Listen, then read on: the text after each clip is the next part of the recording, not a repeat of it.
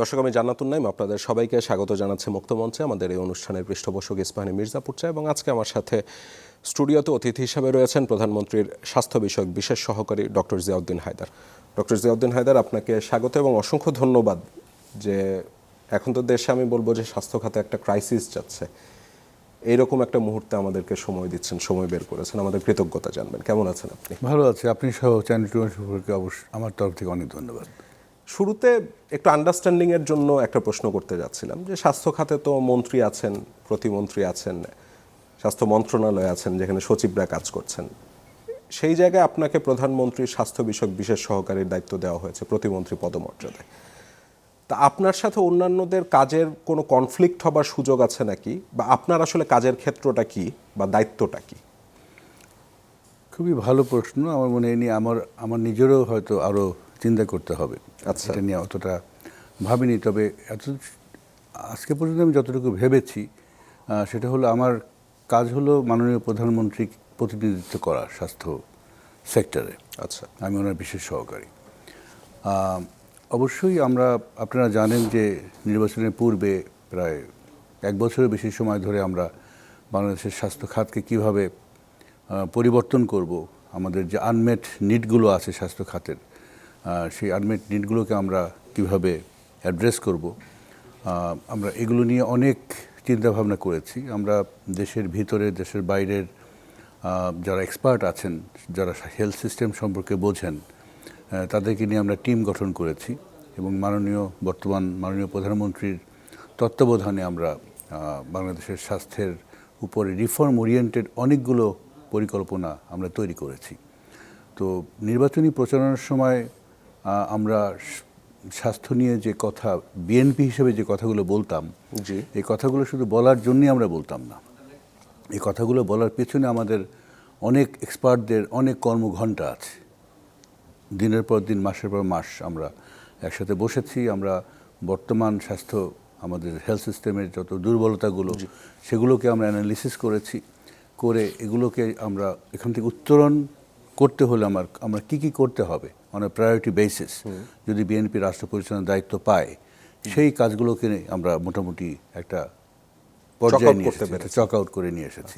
সে বিশেষজ্ঞ প্যানেল কি এখনো আছে? সে আমাদের বিশেষজ্ঞ প্যানেল এখনও আছে। আমার মনে হয় যে স্বাস্থ্য প্রধানমন্ত্রীর বিশেষ সহকারী হিসেবে আমার প্রধান দায়িত্ব হবে যে আমরা যে পরিকল্পনাগুলো, রিফর্ম ওরিয়েন্টেড যে পরিকল্পনা, পলিসি লেভেলে যেগুলো তৈরি করেছি, ওইগুলোর দ্রুততম সময়ের মধ্যে আমরা কিভাবে বাস্তবায়ন করতে পারি, প্রায়োরিটাইজ করতে পারি। কারণ বাস্তবায়ন তো আমি একসাথে সব কিছু করতে পারবো না, এগুলো পর্যায়ক্রমে করতে হবে, একটা প্রায়োরিটির ভিত্তিতে করতে হবে। সেগুলোকে সাপোর্ট দেওয়া, সেগুলোকে সামনে এগিয়ে নিয়ে যাওয়া স্বাস্থ্য মন্ত্রণালয়ের মাধ্যমে। এছাড়াও আমি একটা কথা এখানে বলতে চাই যে সকলের জন্য সুস্বাস্থ্য যদি আমরা এনশিওর করতে চাই, তাহলে অবশ্যই স্বাস্থ্য খাত বা স্বাস্থ্য মন্ত্রণালয়ের একটা সবচেয়ে বড় ভূমিকা। কিন্তু স্বাস্থ্য মন্ত্রণালয় একক মন্ত্রণালয় নয়, এর বাইরেও অনেক ক্ষেত্র আছে, অনেক মন্ত্রণালয় আছে যাদের খুব গুরুত্বপূর্ণ ভূমিকা আছে। যেমন আমাদের দেশের যে বর্জ্য ব্যবস্থাপনা, আমাদের দেশের গ্রামে বলেন, শহরে বলেন, আমাদের কোথাও কোনো বর্জ্য ব্যবস্থাপনা নাই। আমাদের যে বর্জ্য প্রতিদিন যা তৈরি হয়, আপনি শুনলে অবাক হবেন, তার 80% বেশি বর্জ্য আমরা নদীতে ফেলি, নদীতে, খালে, বিলে আমরা ফেলি, এবং এতে করে আমাদের ওয়াটার সিস্টেম পলিউটেড হচ্ছে, আমাদের রিভার সিস্টেম পলিউটেড হচ্ছে, আমাদের সয়েল সিস্টেম পলিউটেড হচ্ছে, এবং এই রিভার থেকে যে আমরা মাছটা খাচ্ছি, হ্যাঁ, সেই মাছের মধ্যে হেভি মেটাল সহ, মাইক্রোপ্লাস্টিক সহ অন্যান্য পয়জনাস দ্রব্যগুলো আছে। মাটিতে যে শস্য ফলানো হচ্ছে, যে ফসল পশুরা খায়, পাখিরা খায়, মানুষ খায়, তার মধ্যে আপনার অনেক এলিমেন্ট আছে যেগুলো আমাদের স্বাস্থ্যের জন্য অত্যন্ত ক্ষতিকারক। এবং সুতরাং এই বর্জ্য ব্যবস্থাপনায় যদি আমরা সাকসেসফুলি হাত এখনও দিতে না পারি, তাহলে পরে আমার মনে হয় যে আমাদের যে স্বাস্থ্য বিপর্যয়, সেই স্বাস্থ্য বিপর্যয়কে রোধ করা খুব কঠিন হবে। কিন্তু সেটা তো অন্য মন্ত্রণালয়ের কাছে, মানে আপনারা ইন্টিগ্রেটেড হওয়ার চেষ্টা। আমি সেটাই বলছিলাম যে সবার জন্য স্বাস্থ্য সুরক্ষা করাটা এটা একটা মন্ত্রণালয়ের কাজ না, এটা মাল্টিপল মিনিস্ট্রির কাজ। সুতরাং প্রধানমন্ত্রীর স্বাস্থ্য সহকারী হিসাবে, বিশেষ সহকারী হিসাবে আমাকে যারা বর্জ্য ব্যবস্থাপনা যেসব মন্ত্রণালয় করে তাদের সাথে কাজ করতে হবে। যেমন ওয়াটার, পিওর ওয়াটার সব সিটিজেনদের নিশ্চিত করা একটা বড় কাজ। কারণ যদি আমি পানিতে যদি বিশুদ্ধ পানি না দিই তাহলে পরে আমি স্বাস্থ্য ভালো রাখতে পারবো না, এবং পানি বিশুদ্ধ পানি দেওয়া স্বাস্থ্য মন্ত্রণালয়ের কাজ না। তো যার যে মন্ত্রণালয়ের এই কাজ তার সাথে আমার কাজ করতে হবে। Climate change is a big issue. হ্যাঁ, এখন ক্লাইমেট চেঞ্জ রিলেটেড, যেমন আমি যদি বাংলাদেশের সাউদার্ন অঞ্চলে চলে যাই, সেখানে আমি শুনেছি সুন্দরবনের আশেপাশে যেখানে স্যালাইনিটি অনেক বেশি, সেখানে উইমেন্স হেলথ এর উপরে একটা বিশাল বার্ডেন এখন আছে। ওইখানে পানির দুষ্প্রাপ্যতা এত বেশি, নিজে সেখানে গিয়েছিলাম, বিশুদ্ধ পানির, যে মেয়েরা গোসল করতে পারবে না এবং তাদেরকে পরিষ্কার রাখতে পারবে না, এই ভয়তে তারা সারা মাসের পর মাস কন্ট্রাসেপটিভ পিল খায়, তারা মেনস্ট্রুয়েশন যাতে হতে না পারে।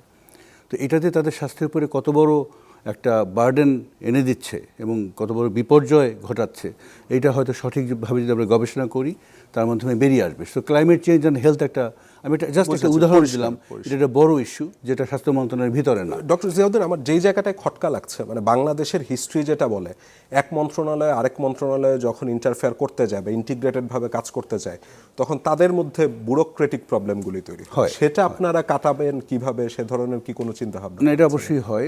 যেমন আমি নিউট্রিশন নিয়ে প্রচুর কাজ করেছি, ওয়ার্ল্ড ব্যাংকে তো অনেক দিন কাজ করেছি। হ্যাঁ, so nutrition is also multi sectoral issue. মানে কজেস অফ malnutrition আর মাল্টিপল, এবং এটা solution depends on different ministries, এবং that's a big challenge for nutrition. কারণ এই যে multi sectoral coordination, multi ministerial coordination, হ্যাঁ, এটা আসলেই অনেক বেশি চ্যালেঞ্জিং। আপনি মাল্টি মিনিস্ট্রিয়াল কেন, একই মিনিস্ট্রির মধ্যে যে multi department, inter departmental coordination তো অনেক সময় চ্যালেঞ্জিং হয়। সুতরাং এটা অবশ্যই চ্যালেঞ্জিং, এবং আমার মনে হয় ওখানেও যেহেতু প্রধানমন্ত্রীর অফিসের সাথে আমি যুক্ত, এবং আমার মনে হয় একটা রিলেটিভ অ্যাডভান্টেজ আছে আমার জন্য, যে I can establish bridge across multiple ministries, এবং এই কোঅর্ডিনেশনকে আমরা ফ্যাসিলিটেট করতে পারবো থ্রু প্রাইম মিনিস্টার্স অফিস।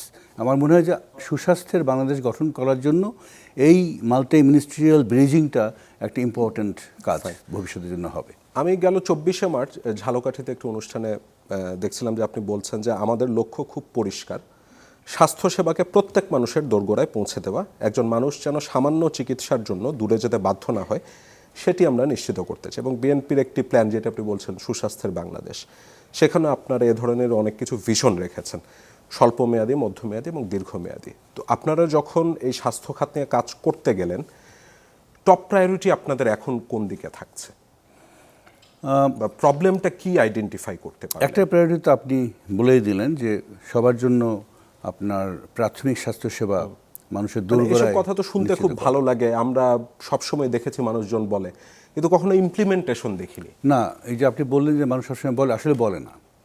আপনি দেখেন যে আমাদের বাংলাদেশের যে স্বাস্থ্য ব্যবস্থা, জি, আজকে পর্যন্ত, এটা আমি বহুবার বলছি, is too much treatment centric. এটা আমাদের কিছুটা কালচারাল সমস্যাও আছে। আমরা সবাই যতক্ষণ পর্যন্ত আমরা অসুস্থ শুধু না, মানে সহ্য করতে না পারি, ততক্ষণ পর্যন্ত আমি ডাক্তারের কাছে যাই না। তো প্রিভেন্টিভ হেলথ কেয়ার বা প্রমোটিভ হেলথ কেয়ার, এই কনসেপ্টটাই আমাদের কালচারে অনুপস্থিত। আপনি যদি আজকে ফর এক্সাম্পল আপনি বাড়ি যে বলেন, আপনার ওয়াইফকে বলেন যে আমি আগামীকালকে হাসপাতালে যাব, যে সেখানে আমি রক্ত দেবো, আমার ইউরিন দেবো, আমার স্টুল দেবো, হ্যাঁ, আমার এক্সরে করতে হবে, আমার আলট্রাসোনোগ্রাম করতে হবে, হ্যাঁ, কারণ আমি বুঝতে চাই আমার শরীরের কী অবস্থা। আপনার ওয়াইফ কিন্তু আপনাকে সন্দেহ করা শুরু করবে যে ওর আসলে কোনো স্বাস্থ্য সমস্যা মনে হয় আছে, আমাকে বলছে না। তো প্রিভেন্টিভ পারপাসে, হ্যাঁ, আপনার এই যে অ্যানুয়াল যে চেক আপ, এই কনসেপ্টটা আমাদের দেশে অনুপস্থিত।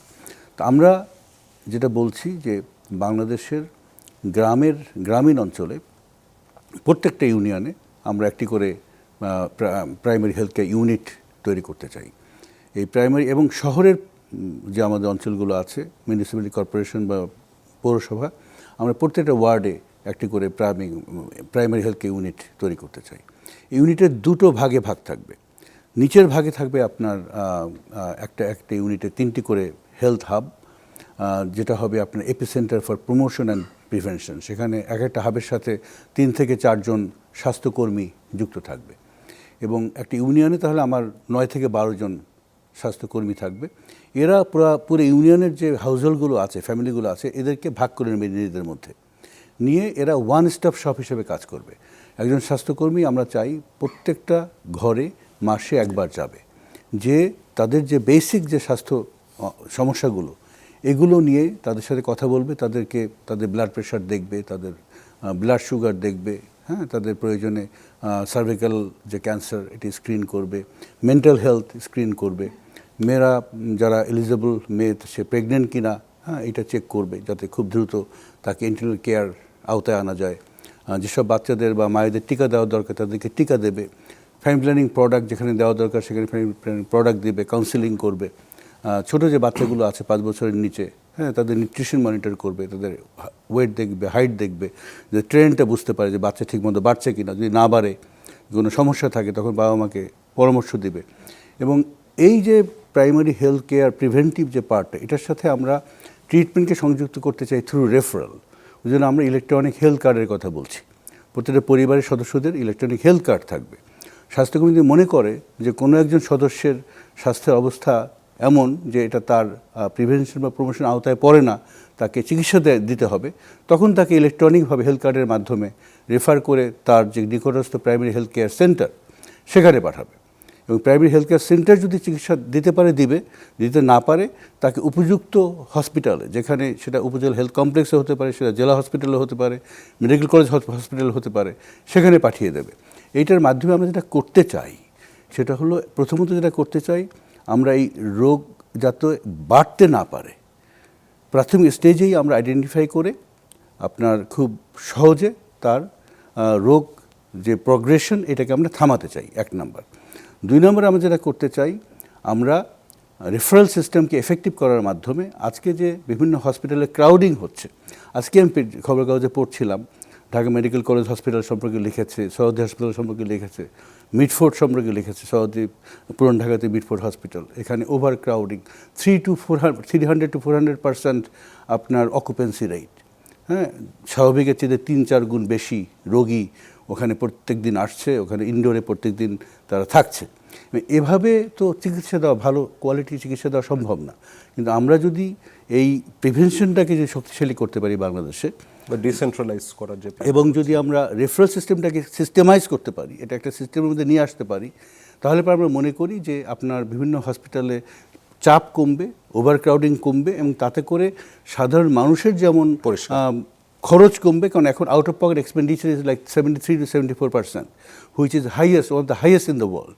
এইটা কমবে, এবং সরকারেরও যে হেলথ এক্সপেন্ডিচার সেটা কমবে, এবং আমাদের যারা বিশেষায়িত ডাক্তার আছেন বা হাসপাতাল বিভিন্ন জায়গায় আছে তারাও অনেক ভালো ট্রিটমেন্ট তারা যার প্রয়োজন তাকে দিতে পারবে। পরিষ্কার। আপনি যে ইলেকট্রনিক হেলথ কার্ডের কথা বলছেন, একটা বিএনপি সম্পর্কে সমালোচনা আছে যে বিএনপি কার্ড দিচ্ছে অনেক, ফ্যামিলি কার্ড, কৃষক কার্ড। অনেকে এমনও প্রশ্ন করছেন যে এত কার্ড ভাই রাখবো কেমনে, পরে তো কার্ড হারায় ফেলবো। তা আপনারা কি এরকম কোনো পরিকল্পনা করা যায় কিনা যে কোনো একটা সিঙ্গেল কার্ডে একজন নাগরিক সব ধরনের সুবিধা পাবেন? বিভিন্ন রকম কার্ড তো, হ্যাঁ, বিভিন্ন ফ্যাসিলিটি পাওয়ার জন্য, বাট ফিজিক্যালি আমি একটা কার্ড করতে পারবো কি না এটা তো টেকনোলজির ব্যাপার, করা যেতেই পারে। আমি একটা কার্ডের মধ্যেই আমি হেলথকে নিয়ে আসতে পারি, আমি ফ্যামিলি কার্ডের যে ডেটা সেটাকে নিয়ে আসতে পারি, আমি কৃষক সেরকম কি আপনারা কখনো ভেবেছেন নাকি? এটা তো আপনার ইটস এ টেকনিক্যাল ইস্যু। আমরা কাজ করছি যারা টেকনিক্যাল এক্সপার্ট, হ্যাঁ, আমাদের তো কাজ কেবল শুরু হলো। যখন এই কার্ডগুলো সব মোটামুটি আমরা লঞ্চ করা শুরু করব, তখন আমরা দেখব যে আপনার এটাকে আরও সহজ কীভাবে করা যায়। হ্যাঁ, আমরা একটা ফিজিক্যাল কার্ডের মধ্যে সব কিছুকে নিয়ে আসতে পারি কি না, নাকি আমাকে ভিন্ন ভিন্ন কার্ড অন্তত 2-1টা জায়গায় রাখতে হবে। হ্যাঁ, এটা একটা টেকনিক্যাল কোয়েশ্চেন, এবং যারা এই টেকনোলজিগুলো এস্টাবলিশ টেকনিক্যাল ব্যক্তিরাই এগুলোর সলিউশন দেবে বলে আমি মনে করি। আমি শুরুতেই বলছিলাম যে আমরা একটা খুব ক্রিটিক্যাল টাইম ক্রস করছি। হামে যে মানুষের মৃত্যু হতে পারে, শিশু মৃত্যু হতে পারে, আমি আমার জীবদ্দশা অন্তত আমার কানে আসেনি। আজকের হিসাব অনুযায়ী গেল 24 ঘন্টা আরও 9 জন শিশু মারা গেল, এবং সব মিলে মৃত্যু 352 জন। আমি ডেইলি স্টারের একটা প্রতিবেদন পড়ছিলাম, বিবিসিরও প্রতিবেদন পড়ছিলাম, যেখানে বিশেষজ্ঞরা বলছেন সাবেক প্রধান উপদেষ্টা ডক্টর মোহাম্মদ ইউনূসের নেতৃত্বাধীন সরকার, আমি কোট আনকোট করেই বলছি, সরকারের ভুল সিদ্ধান্ত এবং অব্যবস্থাপনার কারণে এই পরিস্থিতির সৃষ্টি হয়েছে। এবং স্বাস্থ্য বিশেষজ্ঞরা যেমন এটি বলছেন, তার বিপরীতে ওই সময় যারা মন্ত্রণালয়ের দায়িত্বে ছিলেন বা স্বাস্থ্যের দায়িত্বে ছিলেন, তারা আবার এটা রিবার্ট করছেন এভাবে বলে যে আমরা বুঝিনি যে এই ক্রাইসিসটা এই দিকে মোড় নিবে, আমরা ওপেন টেন্ডার করতে চেয়েছিলাম। যেভাবে যাই হোক না কেন, 352টা পরিবার কিন্তু তাদের সন্তান হারিয়েছে।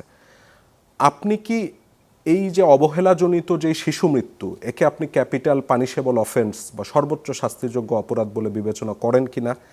যারা এই অবহেলার কারণে এই শিশুগুলোর মৃত্যু হলো তাদেরকে আইনের আওতায় আনবার কোনো পরিকল্পনা আপনাদের আছে কিনা, বা ব্যবস্থা নেবার কোনো পরিকল্পনা আছে কিনা? যখন আপনারা এরকম অবস্থা দেখেছিলেন তখন আপনারা হতবাক হয়ে গিয়েছিলেন কিনা যখন দায়িত্ব নিলেন? আপনার শেষ শব্দটা দিয়ে শুরু করি। আমরা অবশ্যই হতবাক হয়েছি, আমরা সবাই হতবাক হয়েছি। একটি শিশুর যদি মৃত্যু হয়, it's a shame to all of us, to Bangladesh. আমি একজন হেলথ প্রফেশনাল, আমাদের সবার জন্য এটা লজ্জার। কারণ বাংলাদেশকে 2025 সালে হাম মুক্ত ডিক্লেয়ার করার কথা ছিল। যে কারণগুলো আপনার সংবাদ মাধ্যমে এসেছে, আমি মনে করি কারণগুলো যথার্থ। এটা বিগত সরকারের, প্রফেসর ইউনূসের নেতৃত্বের যে সরকার ছিল, তাদের অদূরদর্শিতা, তাদের অদক্ষতা, তাদের অবহেলা, এই কারণেই আজকে আমাদেরকে এই বিপর্যয় দেখতে হচ্ছে। আমি দর্শকদের জানার জন্য বলছি যে আমাদের দেশে সর্বশেষ আপনার হাম এবং রুবেলা টিকার যে ক্যাম্পেইন, এই ক্যাম্পেইনটা হয়েছিল 2020-এর ডিসেম্বর, 2021-এর জানুয়ারিতে, এবং ক্যাম্পেইন প্রত্যেক 4 বছর পর পর রিপিট করা হয়। কিন্তু সেই অনুযায়ী 2024-এর শেষে, 2025-এর প্রথমে আরেকটা ক্যাম্পেইন হওয়ার কথা ছিল, কিন্তু টিকা না থাকার কারণে এবং স্বাস্থ্যকর্মীদের মধ্যে কিছু অসন্তোষ ওই সময় ছিল বিভিন্ন কারণে, বা অবহেলা অদূরদর্শিতার কারণে ক্যাম্পেইনটা হয়নি। এবং ওই ক্যাম্পেইন না হওয়ার ফলেই যে আজকের বিপর্যয়, তার একটা কনফার্মেশন, তার কারণ হলো যে মৃত্যুগুলো হয়েছে বা যারা হামে আক্রান্ত হয়েছে, আক্রান্ত শিশুদের প্রায় 80 থেকে 85% বয়স 5 বছরের নিচে। তার অর্থ এই শিশুগুলো 2020-21 যে ক্যাম্পেইন, ওই সময় জন্মগ্রহণ করেছে, যারা তখন টিকা পায়নি। টিকা দেয় 6 মাসের বা 9 মাসের পরে, 9 মাস আর 15 মাস। হ্যাঁ, পরে। তো ওই যেসব শিশুদের ওই সময় জন্ম হয়েছে, তারাই আজকে হামে আক্রান্ত হচ্ছে, কারণ তার একেবারেই আনপ্রোটেক্টেড। মায়ের শরীর থেকে কিছুটা প্রোটেকশন আসে শিশুর জন্মের প্রথম 6 মাস, যখন এক্সক্লুসিভ ব্রেস্ট ফিডিংয়ে থাকে বা ব্রেস্ট ফিডিংয়ে থাকে, তখন ব্রেস্ট ফিডিংয়ের মাধ্যমে কিছু অ্যান্টিবডি আসার কথা, ভিটামিন এ আসার কথা। তো এখানে আমার কাছে মনে হয় যে আরেকটা ফ্যাক্টর আমাদেরকে ভাবতে হবে, সেটা ম্যাটার্নাল ম্যালনিউট্রিশন। আমার মনে হয় যে আমাদের মায়েদের মধ্যে ম্যাটার্নাল ম্যালনিউট্রিশন যে প্রাদুর্ভাব, এটা আমাদের যতটুকু আমরা জানি তার চেয়ে হয়তো এটা আরও সমস্যা আরও ডিপার। আমাদেরকে দেখতে হবে যে ম্যাটার্নাল যে ব্রেস্ট মিল্ক, এখানে ভিটামিন এ কনসেন্ট্রেশন কেমন। আমার সন্দেহ কনসেন্ট্রেশন স্বাভাবিকের চেয়ে অনেক কম, কারণ 5-6 মাসে শিশুরা মারা হ্যাঁ। গেছে। আরেকটা হলো যে শিশুর নিজের ম্যালনিউট্রিশন। শিশু যদি একটা ম্যালনিউট্রিশনে ভোগে, বিশেষ করে ভিটামিন এ ডেফিসিয়েন্সি বা অন্য কোনো ডেফিসিয়েন্সি থাকে, এবং প্লাস তার যদি হাম হয়, তখন তার মৃত্যু ঝুঁকি বেড়ে যায়। তো সেইটাও একটা কারণ হতে পারে যে মৃত্যু শুধু ঝুঁকি না, তার হাম হওয়ার ঝুঁকি অনেক বেশি বেড়ে যায়। আর মৃত্যুর যে ব্যাপারটা, একটা কারণ হলো আমার কাছে মনে হয় যে শিশুর যে ম্যালনিউট্রিশন এবং আমাদের যে হেলথ কেয়ার সিকিং বিহেভিয়ার, অনেক সময় অনেক মায়েরা, অনেক বাবারা তাদের শিশু যখন ভুগছে, একেবারে রোগে ভোগার শেষ প্রান্তে না আসা পর্যন্ত তারা কাউকে বলে না, হাসপাতালে যায় না। কারণ আমার জানা মতে হাসপাতালে অনেক শিশু এসেছে যাদের নিউমোনিয়া একেবারে শেষ স্টেজে তারা হাসপাতালে এসেছে, তখন তাকে বাঁচানোর মতো উপায় নাই। কারণ হামে সাধারণত মৃত্যুগুলো হয় নিউমোনিয়া, তার লাংয়ের ইনফেকশনের মাধ্যমে। তো এই মাল্টিপল কারণে আপনার এই সমস্যাগুলো হয়েছে। আপনার মূল প্রশ্নে আমি এখন ফেরত যাই, যাদের জন্য যে কারণে এই ডিজাস্টারটা আজকে আমাকে দেখতে হচ্ছে, আমাদের সবাইকে দেখতে হচ্ছে, অবশ্যই তাদেরকে জবাবদিহিতার মধ্যে আনা উচিত। এবং এই জন্য আমি মনে হয় গত 2 দিন আগেও আমরা মিনিস্ট্রির মধ্যে আমরা কথা বলেছি যে একটা ইন্ডিপেন্ডেন্ট আপনার ইনভেস্টিগেশন আমরা করাতে পারি কিনা, বিশেষ করে যদি WHO-র মতো একটা অর্গানাইজেশন, ইউনিসেফ, WHO, যারা জাতিসংঘের অর্গানাইজেশন, তারা যদি এটাকে লিড করে, তাহলে কেউ বলতে পারবে না যে এটা পলিটিক্যালি বায়াসড।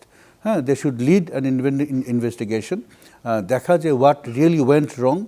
এটা শুধুমাত্র অতীত সরকারের দায়িত্বপ্রাপ্ত ব্যক্তিদেরকে কোনো বিচারের আওতায় আনার কথা আমি বলছি না, এটা অন্য একটা প্রসঙ্গ, কিন্তু টু মেক শিওর যে ভুলগুলো হয়েছিল, সেই ভুলগুলো যেন ভবিষ্যতে আর কখনো রিপিট না হয় এবং এই হামের মতো একটা অভিশাপ আমাদের উপরে না নেমে আসে। আমরা হাম নিয়ে কথা বলছিলাম, তো এর মধ্যে আমরা জানতে পারলাম যে সরকার খুব দ্রুত গতিতে কিছু সিদ্ধান্ত নিল এবং জুনে যেই ক্যাম্পেইনটা হবার কথা ছিল সেটা এপ্রিলে চলে আসলো। কিন্তু হঠাৎ করে এত টিকার অ্যারেঞ্জমেন্ট আপনারা কিভাবে করলেন তখন?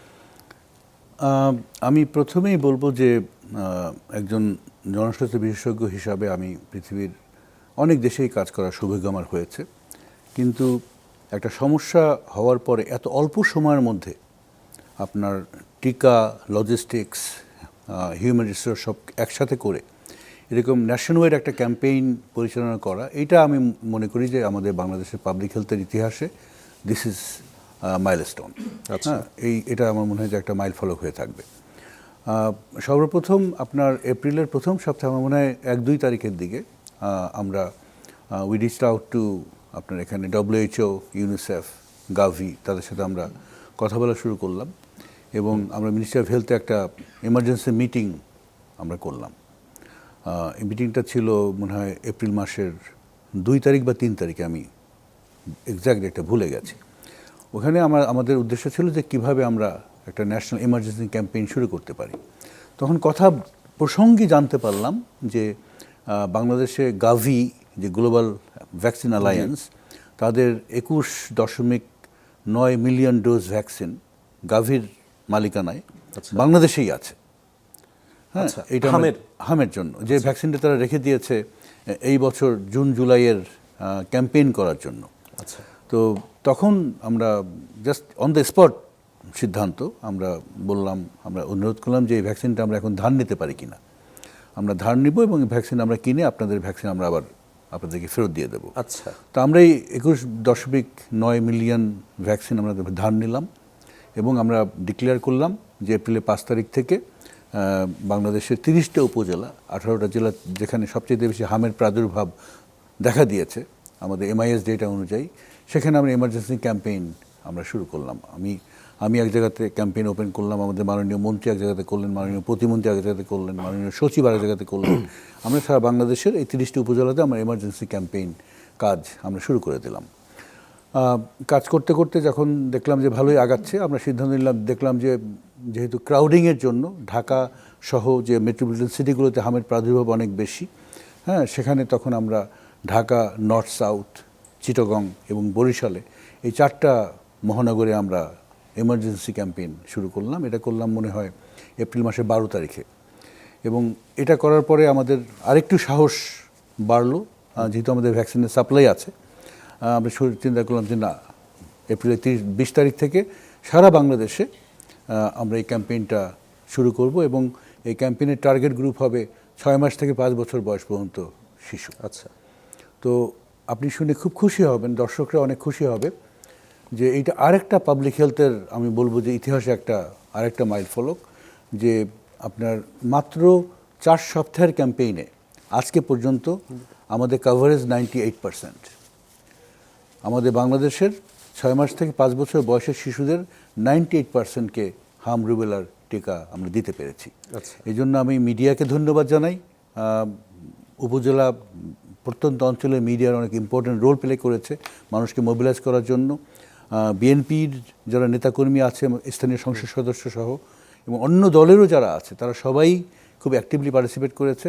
এবং একটা ভালো কথা হলো যে অন্যান্য অনেক দেশে যেমন ভ্যাকসিন হেজিটেন্সি আছে, ভ্যাকসিন নিয়ে অনেক গুজব, ভ্যাকসিন দিতে চায় না, আমাদের এই সমস্যাটা নাই, আমাদের এই সোশ্যাল ইস্যুটা আমাদের দেশে নাই। এই কারণেই হয়তো আমরা এই 4 সপ্তাহের মধ্যে, এবং আমাদের একটা খুব আমি বলবো যে সুদক্ষ আমাদের স্বাস্থ্যকর্মীরা আছে আমাদের গ্রামাঞ্চল পর্যন্ত, ফ্যামিলি প্ল্যানিং এবং হেলথ 2টা ডাইরেক্টরেটের আমাদের কর্মীরা আছে, কমিউনিটি ক্লিনিক ট্রাস্টের CSCPরা আছে।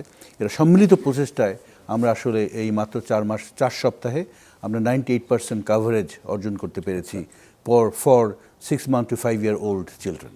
আমাদের তো একটা ছিল যে প্রথম টিকাটা আহামের 9 মাসে দেওয়া হতো, সেটা তার মানে আপনারা কি এগিয়ে এখন 6 মাস করে ফেলছেন? 6 মাস করেছি, কারণ এটা বাংলাদেশে আমাদের একটা এক্সপার্ট প্যানেল আছে টিকার উপরে। এটা ওনারা একসাথে বসেছেন, বসে ওনারা কারা হামে ভুগছে এই ডেটা যখন ওনারা বিশ্লেষণ করলেন, ওনারা দেখলেন যে প্রায় 82% যারা হামে আক্রান্ত তারা 5 বছর বয়সের নিচের শিশুরা। হ্যাঁ, তো এই বিভিন্ন কারণে ওনারা ঠিক করলেন যে আর ম্যাটারনাল ম্যালনিউট্রিশন, চাইল্ড ম্যালনিউট্রিশন, এই ফ্যাক্টরগুলোকে কনসিডারেশন এনে ঠিক করলেন যে না, আমরা 6 মাস বয়স থেকে আমরা শুরু করবো এবং 5 বছর সেকেন্ড ডোজের টাইমও আগিয়ে নিয়ে আসছেন নাকি এগিয়ে নিয়ে আসছেন? ওইটা আমার মনে হয় যে আমাদের যে ন্যাশনাল এক্সপার্ট কমিটি আছে তারা বসবে এবং এই সম্পর্কে তারা আরও সিদ্ধান্ত পরবর্তীতে নেবে। এবার আমার একটা আশঙ্কার জায়গায় চলে আসতে যাচ্ছিলাম। বাংলাদেশে তো HPNSP যে প্রকল্পটা রয়েছে বা যেটি আমরা করে আসছিলাম কর্মসূচি, সেক্টর প্রোগ্রাম বলি আমরা, সেক্টর প্রোগ্রাম বলে, স্বাস্থ্য খাতের লোকজন সেক্টর প্রোগ্রাম নামে চিনে। তো এটি তো 2025-এ বন্ধ করে দিল অন্তর্বর্তী সরকার। তো এর আওতায় তো আমরা সেক্টর প্রোগ্রামের আওতায় অনেকগুলো টিকা দেয়া হতো, ওষুধ দেয়া হতো। তো সেটি যখন বন্ধ করে দিল, শুধু তো হাম নাই, মানে তার সাথে আরো অন্য অনেকগুলো টিকা আসলে বন্ধ হয়ে গেল। তো এর ইফেক্ট কি পড়তে যাচ্ছে নাকি ইন ফিউচার? এবং ঔষধগুলি আমি দেখলাম যে বিভিন্ন মানে জেলা উপজেলা পর্যায়ে বা প্রান্তিক পর্যায়ে ঔষধ সরবরাহ কিন্তু কমে গেছে। এসব নিয়ে সরকার কিছু ভাবছে নাকি এখন? না, প্রথমে আমি বলি, এই যে সেক্টর প্রোগ্রাম, এটাকে সরকারি ভাষায় বলে ওপি, অপারেশনাল প্রোগ্রাম। জি, হ্যাঁ, আর সরকারের যেটা নিয়মিত প্রোগ্রাম তাকে বলি আমরা ডিপিপি, ডেভেলপমেন্ট প্রোগ্রাম প্ল্যান। তো এটা হলো মূলত এক ধরনের মানে approval procedure and fund flow. টাকা দাতা সংস্থা বা বাংলাদেশ সরকার দিচ্ছে, এটা সেক্টর প্রোগ্রামেও দিবে, এটা ডিপিপিতেও দিবে। পার্থক্যটা হলো যে এই দুইটার আপনার প্রসেস ভিন্ন। তো অতীতের সরকার যে ভুলটা আবার তারা করেছে, এক ধরনের তাদের আমি বলবো যে ইনএক্সপেরিয়েন্সের কারণে, একটা নতুন ধরনের অ্যাপ্রোচ, ফান্ডিং অ্যাপ্রোচ নেওয়ার আগে তাদেরকে তো এটাকে রেডি করতে হবে। আপনি যেটা অনগোয়িং যে অ্যাপ্রোচটা আছে, এটা বন্ধ করার আগে আপনি নতুন যেটা করবেন সেটাকে আগে রেডি করতে হবে। এক্স্যাক্টলি। হ্যাঁ, তার জন্য আমাদের যারা কর্মকর্তা কর্মচারী আছে তাদের এখানে প্রশিক্ষণের ব্যাপার আছে, বোঝার ব্যাপার আছে।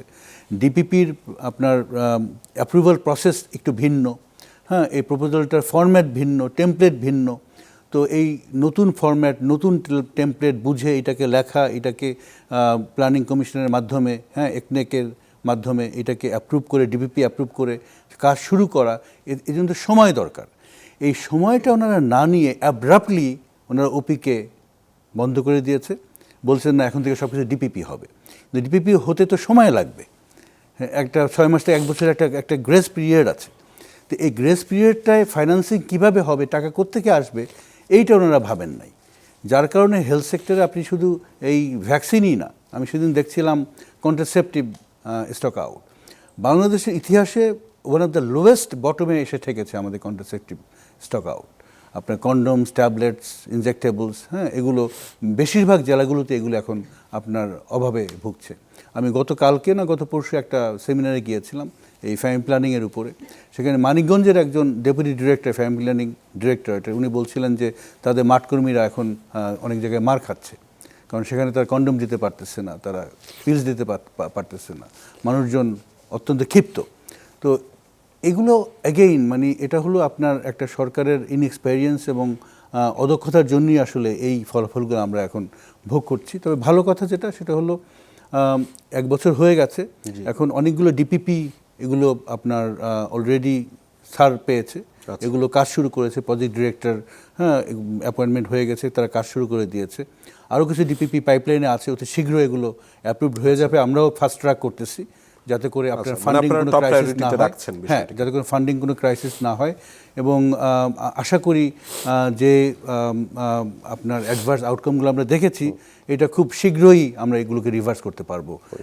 আমাদের যে বর্তমান অ্যাডমিনিস্ট্রেশন আছে, আমাদের বর্তমান প্রধানমন্ত্রী আছে জনাব তারেক রহমান, উনি প্রতিনিয়ত এগুলো খোঁজখবর রাখছেন এবং ওনার নেতৃত্বে আশা করছি যে হেলথ সেক্টর যে এই ক্রাইসিসটা, এই ক্রাইসিসগুলো থেকে উঠে দাঁড়াতে পারবে। পরিষ্কার।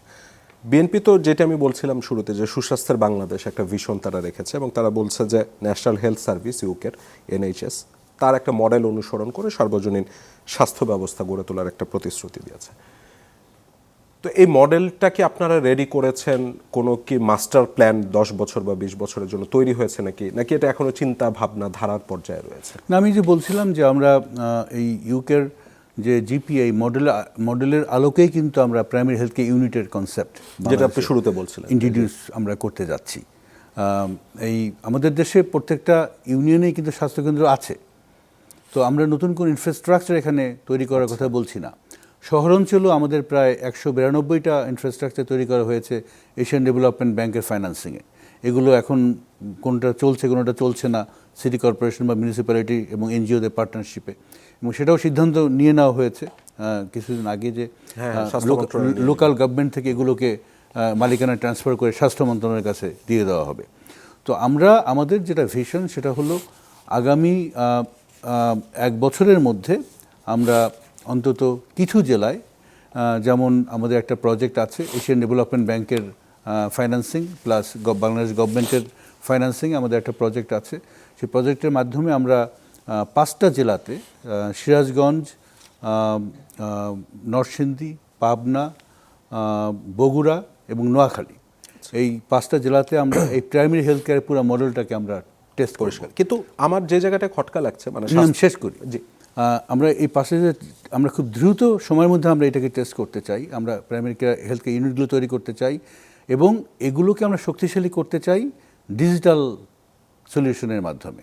আমি যে প্রাইমারি আমাদের যে স্বাস্থ্যকর্মীর কথা বলেছি, এই স্বাস্থ্যকর্মীরা অ্যাসিস্টেড হবে আর্টিফিশিয়াল ইন্টেলিজেন্সের মাধ্যমে।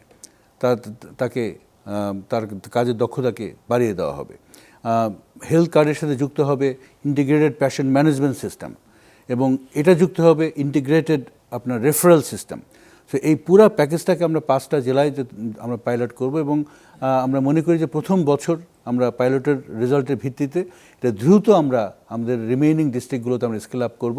আমাদের যেটা অ্যাম্বিশন সেটা হলো আমাদের সরকারের 3য় বছরের শেষের মধ্যে আমরা সারা বাংলাদেশে গ্রাম অঞ্চলে, শহর অঞ্চলে আমরা এই প্রাইমারি হেলথ কেয়ার ইউনিটগুলোকে, এই নেটওয়ার্কটাকে আমরা প্রতিষ্ঠিত করতে চাই। পরিষ্কার। আমি যে খটকার কথা বলছিলাম যে স্বাস্থ্য বিভাগের এমনিতে উপজেলা বা প্রান্তিক পর্যায়ে যে পিএইচসি ইনফ্রাস্ট্রাকচারগুলি মানে প্রাইমারি হেলথ কেয়ারের যে ইনফ্রাস্ট্রাকচারগুলি রয়েছে সেগুলোরই মানে পরিচালনা নিয়ে অনেক অসন্তোষ আছে, অনেক অভিযোগ আছে। এই অবস্থায় নতুন করে যে 192টা আপনারা নিলেন আরবান পিএইচসি, মানে তারা কি কোনো অ্যাসেসমেন্ট করেছেন নাকি যে তারা এটা চালাবার মতন দক্ষতা বা যোগ্যতা তাদের আছে নাকি? 192টা তো এটা তো আগে থেকেই চলছিল। জি, কিন্তু এটা চলছিল মানে স্বাস্থ্য বিভাগের লোকাল গভর্নমেন্টের আন্ডারে।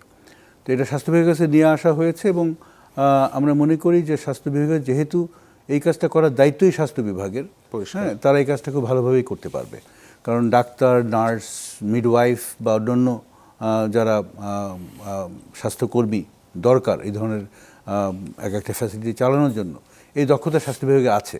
এছাড়াও আমরা পাবলিক প্রাইভেট পার্টনারশিপের কিছু চিন্তাভাবনা আমাদের মধ্যে আছে, যে বিশেষ করে আরবান এরিয়াতে যে প্রাইমারি হেলথ কেয়ার, হ্যাঁ, এবং এই যে 192টা ফ্যাসিলিটি আমাদের অলরেডি আছে, এগুলোতে আমরা প্রাইভেট সেক্টরের সাথে কোনো রকম পার্টনারশিপের মাধ্যমে চালাতে পারি কি না, হ্যাঁ, যাতে করে এটা আরও বেশি সাস্টেনেবল হয় এবং ফাইন্যান্সিয়ালি আপনার মোর ভায়াবল হয়, হ্যাঁ, এবং আমরা কোয়ালিটি ট্রিটমেন্ট দিতে পারি।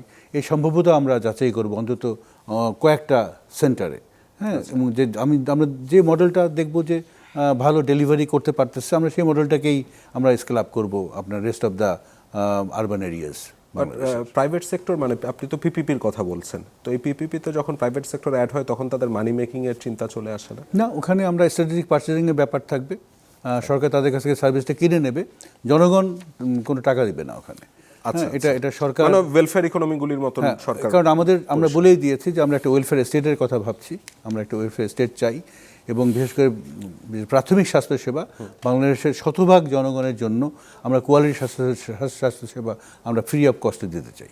কিন্তু সেটা যখন আপনারা দিতে যাবেন তখন স্বাস্থ্য খাতে অনেক টাকারও প্রয়োজন হবে। আমি ভুল না করে থাকলে 1% জিডিপির 1%-এর আশেপাশে মনে হয় এখন বরাদ্দ থাকে, যেটা আপনারা 5%-এ নিয়ে যাওয়ার একটা প্ল্যান করছেন। তো বাংলাদেশের তো মেইন যেটা প্রবলেম হয়েছে, আমার ট্যাক্স জিডিপি রেশিওটা এতই কম যে আমি চাইলেও বরাদ্দ বাড়াতে পারি না, শিক্ষায় পারি না, স্বাস্থ্যে পারি না। এটা কিভাবে বরাদ্দটা বাড়াবেন? এবং সামনের বাজেট মানে নতুন সরকারের প্রথম বাজেট, সেখানেই তো মানুষ একটা ভিশন দেখতে চায় যে মানে সরকার কি ট্রেন্ড সেট করছে সেটা বোঝার জন্য একটা ল্যান্ডমার্ক হবে। এই বাজেটকে নিয়ে কি ভাবছেন বা বরাদ্দটা বাড়াবেন? সঠিক বলেছেন, বাংলাদেশের স্বাস্থ্য খাতের বাজেট আমাদের জিডিপির 0.6 to 0.7%, এবং এইটা আমি বলবো যে পৃথিবীর ওয়ান অফ দ্য লোয়েস্ট। আমাদের যে সাউথ এশিয়ান কান্ট্রি, ইভেন আমি দেখছি আফ্রিকান কান্ট্রিগুলো সবার চেয়ে কম, এবং আমার out of pocket expenditure 73 to 74%, very very high. তো আমরা এটা আমাদের পলিটিক্যাল কমিটমেন্ট 31 দফাতেও ছিল, আমাদের ম্যানিফেস্টোতেও আছে। আমরা স্বাস্থ্য এবং শিক্ষা এই দুই খাতেই বাজেট জিডিপির 5% পর্যন্ত নিয়ে যেতে চাই। এটা তো একদিনে পারবো না, এটা পর্যায়ক্রমে নিতে হবে। মানে কোনো কি প্ল্যান করেছেন যে 10 বছর 20 বছর কতদিনে নিয়ে যেতে পারবেন? আমরা দেখি আগামী 5 বছরই কতটুকু পারি, এটা আমরা দেখব। কিন্তু পরবর্তী আমাদের যে ফিসক্যাল ইয়ারটা আমাদের সামনে আসছে, হ্যাঁ, আমাদের প্ল্যান মোটামুটি আমরা জিডিপির অ্যাটলিস্ট 1.0% আমরা স্বাস্থ্য বাজেট নিয়ে আসতে চাই। আচ্ছা, এই বরাদ্দর একটা বড় সমস্যা আমি খেয়াল করেছিলাম আমি যখন স্বাস্থ্য বাজেট নিয়ে কাজ করতাম, সেটা হচ্ছে যে বরাদ্দের একটা অংশ আবার খরচও করতে পারে না। তার কারণ হচ্ছে প্রকল্প ঠিক মতন নেয় না। দ্বিতীয় আরেকটা হয় হচ্ছে যে বরাদ্দ হয়েছে, আমি প্রচুর উপজেলায় বা একদম রুট লেভেলে যে দেখেছি ইনফ্রাস্ট্রাকচার দাঁড়িয়ে আছে, সেই ইনফ্রাস্ট্রাকচার সেখানে মেশিন আছে দামি দামি, চালানোর মতন লোক নেই। সত্যি আপনি সঠিক বলেছেন, কিন্তু আমি আপনার এর আগের প্রশ্নে একটু ফেরত যাই, যে এই যে প্রাইমারি হেলথ কেয়ার আমাদের যে অ্যাম্বিশন সারা দেশে নেটওয়ার্ক তৈরি করা, তো এটা কি খুব কস্ট হেভি হবে কিনা? তা আমরা মোটামুটি কস্ট ক্যালকুলেশন করেছি। আমরা দেখেছি যে আপনার আমি যদি আমাদের দেশের 100 ভাগ নাগরিককে কোয়ালিটি প্রাইমারি হেলথ কেয়ার সেবা দিতে চাই, যদি প্রিভেনশনকে আমরা গুরুত্ব দিতে চাই, আমাদের 22 থেকে 24 হাজার কোটি টাকা বছরে খরচ হবে। 22 থেকে 24 হাজার কোটি টাকা খরচ হবে। আমরা তো এখনও খরচ করছি, তো আমাদের যে অতিরিক্ত যে খরচটা হবে সেটা কোত্থেকে আসবে সেটাও আমরা কিছুটা হোমওয়ার্ক করেছি। যেমন ধরেন আমাদের দেশে এখন প্রায় 19 কোটি সিম কার্ড আছে টেলিফোনের। আমি যদি প্রত্যেকটা সিম কার্ডে 1 টাকা করেও আমি মাসে চার্জ করি, হ্যাঁ, আমরা দেখলাম যে তাতে করে বছরে প্রায় 6 থেকে 7 হাজার কোটি টাকা আয় করা সম্ভব। আচ্ছা, আমাদের দেশে সিএসআর এখন কর্পোরেট মোটামুটি অনেক কর্পোরেট দাঁড়িয়ে গেছে, তাদের সিএসআর আছে, কর্পোরেশন বিশাল ফান্ডও আছে, অনেক ফান্ড আছে, কিন্তু এই ফান্ড খরচ করার কোনো নীতিমালা এখনও নাই। আমাদের সিএসআর ফান্ডে যদি একটা পোর্শন আমরা ইয়ারমার্ক করি যে এটা হেলথ ফান্ডে দিতে হবে, হ্যাঁ, তাহলে এটা একটা মোটামুটি বড় একটা সোর্স। আমাদের ধরেন ট্যাক্সেশনে অনেকগুলো আইটেম আছে, যেমন টোবাকো, আমাদের বা সুগারি বেভারেজ, হ্যাঁ, বা এরকম এই ধরনের আইটেম, হ্যাঁ, এগুলোকে যদি আমরা ট্যাক্সকে ইয়ারমার্ক করতে পারি, সিন ট্যাক্সকে হেলথের জন্য, তো এগুলো করে আমরা দেখলাম যে আমাদের যে বর্তমান যে টাকাটা আমরা দিচ্ছি, এখান থেকে খুব একটা যে বেশি পরিমাণ টাকা আমাকে জাতীয় বাজেট থেকে বরাদ্দ করতে হবে তা না। আমরা নতুনভাবে এই টাকাগুলো আমরা এখানে নিয়ে আসতে পারি। আরেকটা আনট্যাপড আপনার এরিয়া আছে যেটা আমরা হেলথের জন্য চিন্তা করতে পারি, সেটা হলো জাকাত ফান্ড।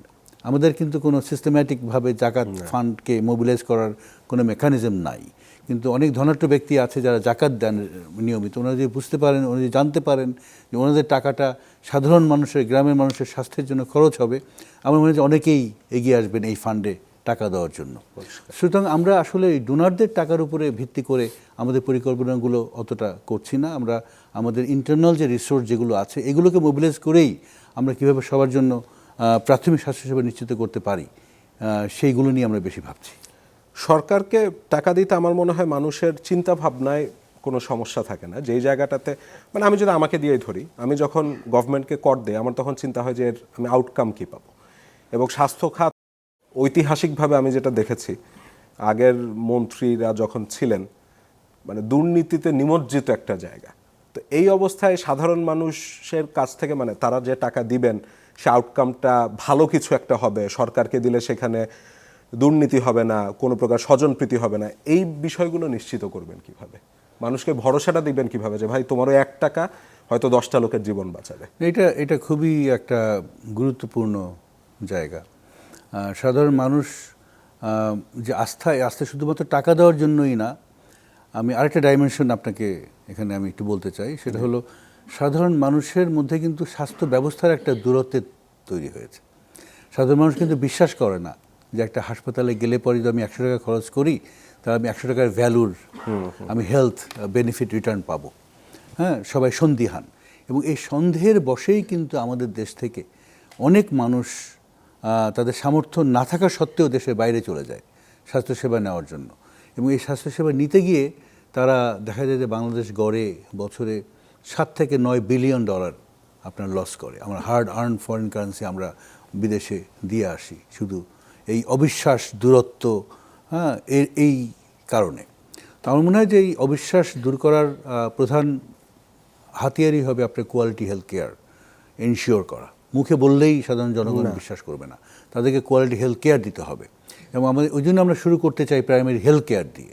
যদি আমরা দেখাতে পারি যে প্রত্যেক ঘরে মাসে একবার একজন স্বাস্থ্যকর্মী নক করতেছে, ওই ঘরে এসে তাদের যে বেসিক যে স্বাস্থ্য অবস্থা এগুলো সব পরীক্ষা নিরীক্ষা করছে, বা একজন ব্যক্তি যদি, একজন মা শিশু যদি উপজেলা হাসপাতালে যে তাদের কম্প্রিহেন্সিভ সেবা পায়, যেটা আমরা চাই যে একজন মা এবং শিশুকে যাতে উপজেলার বাউন্ডারির বাইরে যেতে না হয়, তাদের সব সেবা, কম্প্রিহেন্সিভ সেবা আমরা উপজেলা পর্যায়ে নিশ্চিত করতে চাই।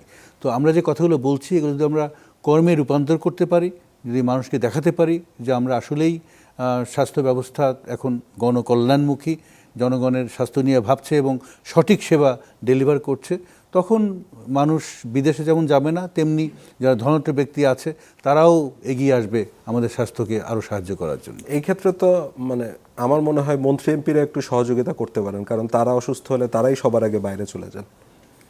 আগের বারে স্বাস্থ্য উপদেষ্টা দেখলাম সিঙ্গাপুরে যে এই আলোচনা আমার মনে হয় অনেকবারই এসেছে। আমি গতকালকে একটা সামাজিক অনুষ্ঠানে ছিলাম, সেখানেও বলা হয়েছে যে আপনারা এটা নিশ্চিত করেন যে কোনো মন্ত্রী, এমপি বা উচ্চপদস্থ সরকারি কর্মকর্তা দেশের বাইরে স্বাস্থ্যসেবা দিতে যেতে পারবেন না। এটা নিশ্চিত করে গেলে হয়তো তখন আমাদের স্বাস্থ্য ব্যবস্থা ভালো হতে বাধ্য হবে। তো এই কথা আসলে এটা এক ধরনের রেটোরিক আমি বলবো, এটা কারণ এটা কোনো এভিডেন্স আমার কাছে নাই।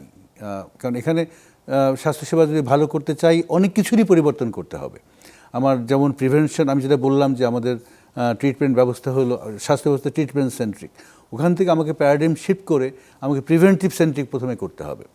আমাকে মানুষের দোরগোড়ায় স্বাস্থ্যসেবা নিশ্চিত করতে হবে, আমার রোগ হওয়া কমাতে হবে, আমার হাসপাতালে ওভারক্রাউডিং কমাতে হবে।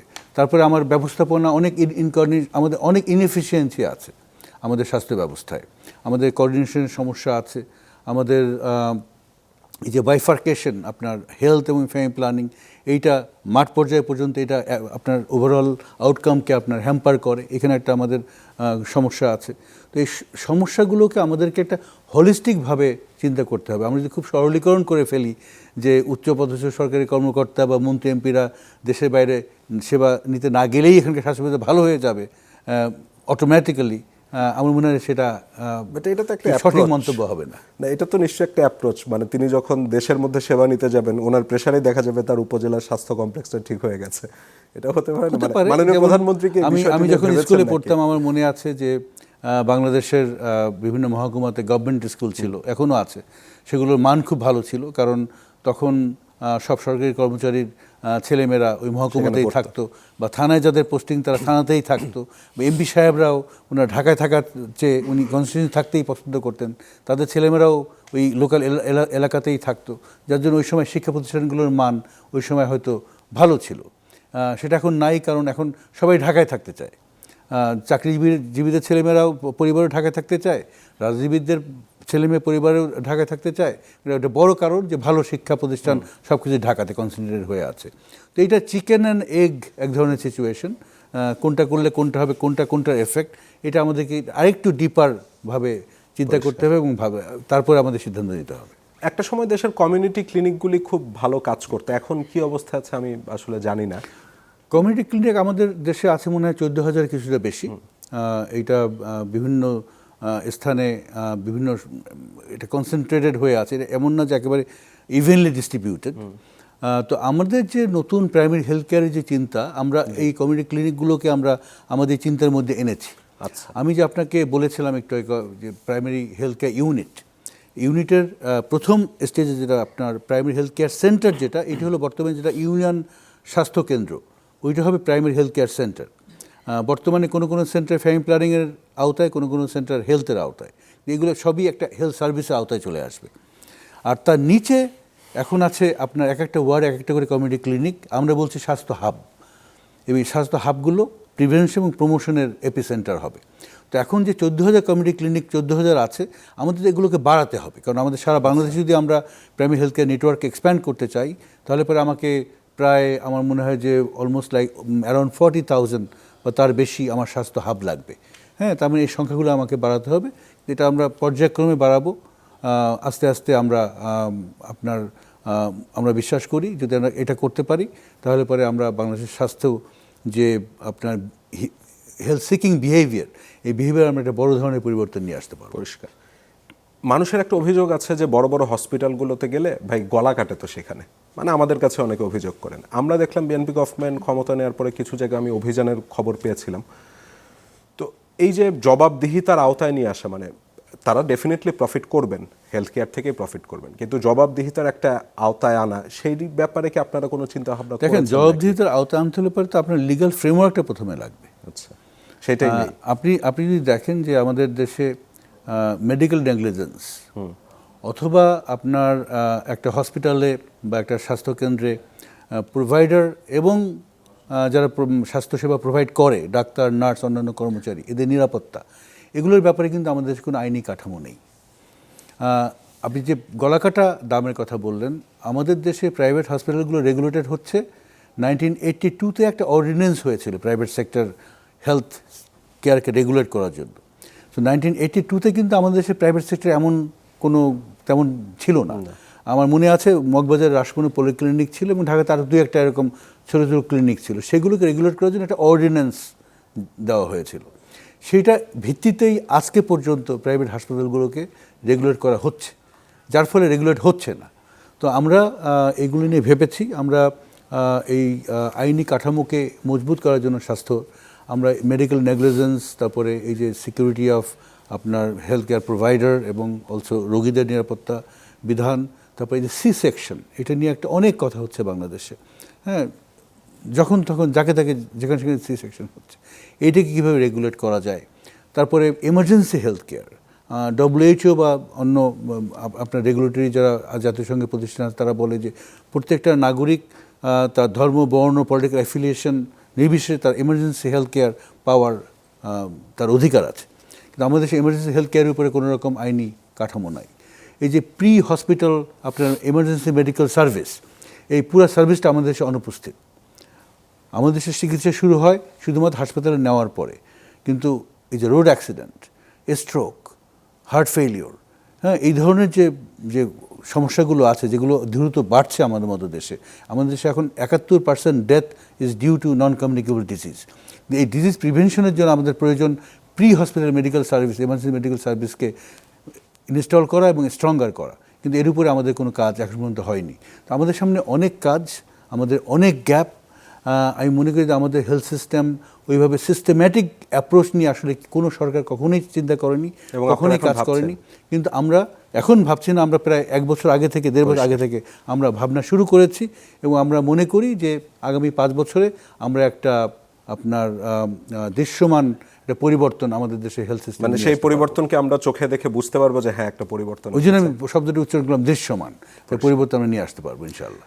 শেষ আলোচনার একদম শেষে চলে এসেছিলাম, একটু রাজনৈতিক আলোচনায় চলে যেতে চাচ্ছিলাম। যেহেতু আপনি বিএনপি নির্বাচন পরিচালনা কমিটির সদস্য ছিলেন, বিএনপির রাজনীতি আপনি করেছেন, তো বিএনপি এইবার আমরা দেখলাম যে সংবিধান সংস্কার পরিষদের সদস্য হিসেবে শপথ নেয়নি, অথচ জুলাই সনদ কেন্দ্রিক যে গণভোট, সেখানে তারা হ্যাঁর পক্ষে প্রচারণা চালিয়েছিল।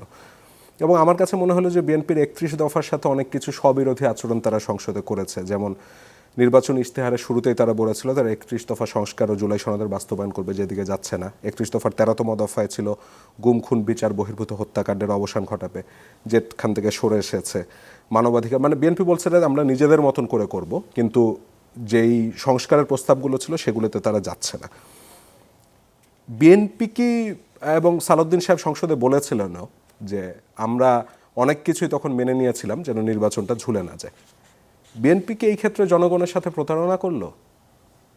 না, প্রতারণা করা তো প্রশ্নই ওঠে না, কারণ বিএনপি বর্তমান সরকার পরিচালনার দায়িত্ব নিয়েছে বাংলাদেশের ইতিহাসে সুন্দরতম একটা নির্বাচনের মাধ্যমে, যেখানে 60% বেশি ভোটাররা ভোট দিয়েছে এবং এই নির্বাচন নিয়ে কেউ একটা কোনো প্রশ্ন তুলতে পারেনি। সেটা নিয়ে আমরাও তুলছি। জনগণের পূর্ণ ম্যান্ডেট নিয়ে, 2/3 মেজরিটি নিয়ে বিএনপি সরকার পরিচালনার দায়িত্ব নিয়েছে।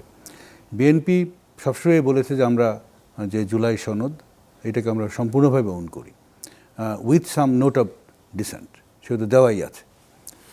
সো সবাইকে দেখতে হবে যে কোন কোন প্রশ্নে গুম, খুন, বিএনপিরই তো অনেক, সবচেয়ে বেশি নেতা গুম হয়েছে, খুন হয়েছে। মানে আমার ধারণা ছিল বিএনপি এই ব্যাপারে খুব সিরিয়াসলি ডিসিশন নেবে, অথচ এখান থেকে মনে হলো যে সরে যাচ্ছে।